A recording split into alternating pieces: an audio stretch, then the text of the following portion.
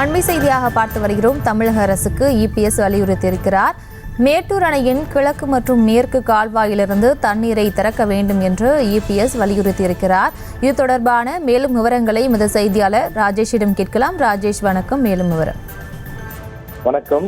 எதிர்க்கட்சித் தலைவர் எடப்பாடி பழனிசாமி தமிழக அரசுக்கு வலியுறுத்தியிருக்கின்றார்.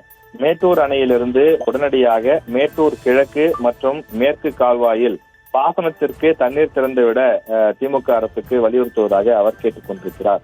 28/7/2024 அன்று மேட்டூர் அணையிலிருந்து பாசனத்திற்கு காவிரியில் தண்ணீர் திறந்து விடப்பட்டது என்றும், மேட்டூர் அணையிலிருந்து மேட்டூர் கிழக்கு மற்றும் மேற்கு கால்வாயில் பாசனத்திற்கு தண்ணீர் திறந்து விடுவது பற்றி இன்று வரை எந்த அறிவிப்பும் இல்லை என்றும் அவர் குறிப்பிட்டிருக்கிறார்.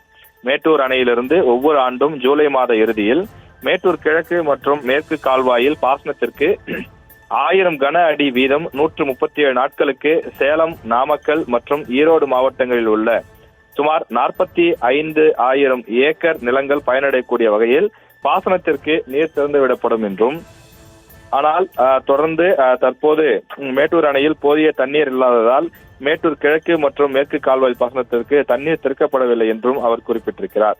இந்த நிலையில் தற்போது பருவமழை அதிகமாக பெய்து வரக்கூடிய நிலையில் காவிரியில் அதிக அளவு வெள்ள உபரி நீர் வருவதால் ஓரிரு நாட்களில் மேட்டூர் அணை நீர் நிரம்பிவிடும் என்றும், மேட்டூர் அணையை நிரம்பிய பிறகு திறக்கப்படும் உபரி நீர் வீணாக கடலில் கலக்கும் நிலை ஏற்படும் என்றும், எனவே மேட்டூர் அணையிலிருந்து மேட்டூர் கிழக்கு மற்றும் மேற்கு கால்வாயில் உடனடியாக பாசனத்திற்கு தண்ணீர் திறந்துவிட வேண்டும் எனவும் தமிழக அரசை வலியுறுத்தி கேட்டுக் கொள்வதாக எடப்பாடி பழனிசாமி அவர்கள் குறிப்பிட்டிருக்கிறார்.